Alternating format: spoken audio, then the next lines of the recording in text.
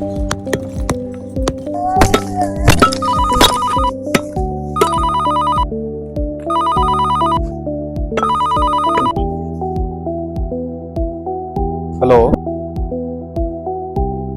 हाँ जी, ठीक है। अम्मी की तबीयत सही है? चलो ठीक है, वो दवाई तो ना दी लै आवी।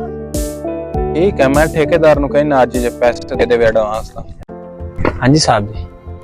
ਇਹ ਕੌਣ ਹੈ ਜਿਹੜਾ ਫੋਨ ਤੇ ਲੱਗਿਆ ਹੋਇਆ ਹੈ? ਇਹ ਮੇਰੇ ਮੱਲੇ ਦਾ ਜੀ ਤੇ ਨਵਾਂ ਮਜ਼ਦੂਰ ਆਇਆ ਹੈ।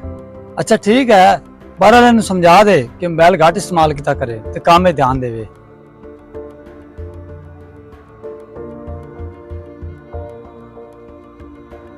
ਲਾਲ ਗੱਲ ਸੁਣ, ਮਾਲਕ ਬੜਾ ਗੁੱਸੇ ਹੋ ਰਿਹਾ ਸੀ, ਕੰਮ ਤੇ ਧਿਆਨ ਦੇ।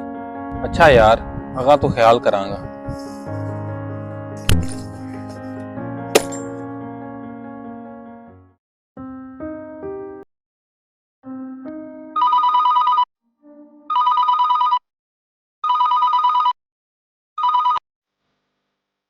हेलो, हाँ जी, नहीं मैं उन्होंने पैसे दे दिते सन। और यार उन्होंने क्या घरी पुराने आए बैठे बोतल दे दे, मैं आके बाकी पैसे दे देना। ਬਿਲਾਲ ਯਾਰ ਫੋਨ ਛੱਡ ਦੇ, ਮਾਲਕ ਵੇਂਦਾ ਪਏ ਤੋ ਮੈਨੂੰ ਕੰਮ ਤੋਂ ਕਢਾਉਣਾ ਯਾਰ।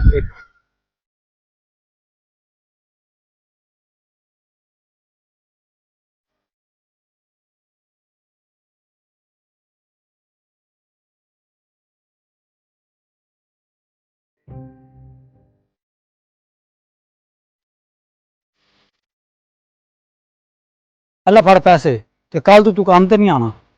ਕੀ ਹੋਇਆ ਸਾਹਿਬ ਜੀ, ਕੋਈ ਗਲਤੀ ਹੋ ਗਈ? ਤੈਨੂੰ ਨਹੀਂ ਪਤਾ ਤੂੰ ਕੀ ਕੀਤਾ?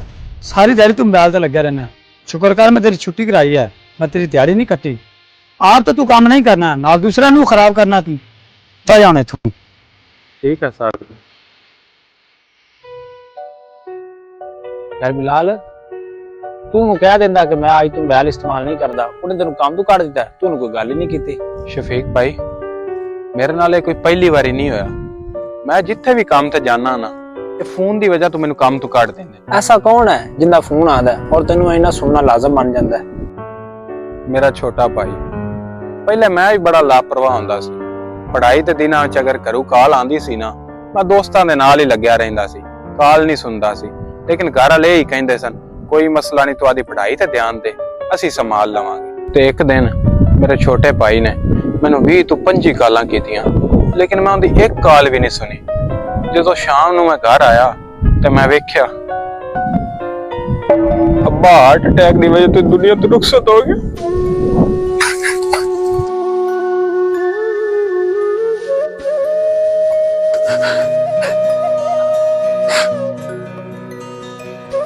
ਕਾਸ਼ ਉਸ ਦਿਨ ਮੈਂ ਕਾਲ ਸੁਣ ਲੈਂਦਾ ਤੇ ਅੱਜ ਅੱਬਾ ਜ਼ਿੰਦਾ ਹੁੰਦਾ।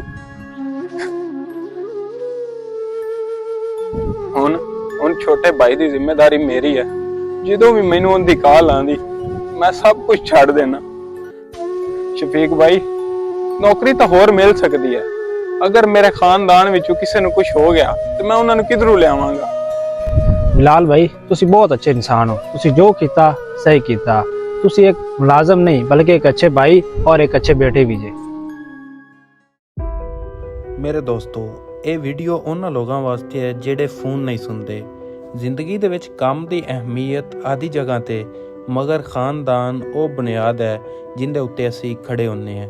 ਇੱਕ ਲਮਹੇ ਦੀ ਲਾਪਰਵਾਹੀ ਸਾਰੀ ਉਮਰ ਦਾ ਪਛਤਾਵਾ ਬਣ ਸਕਦੀ ਹੈ।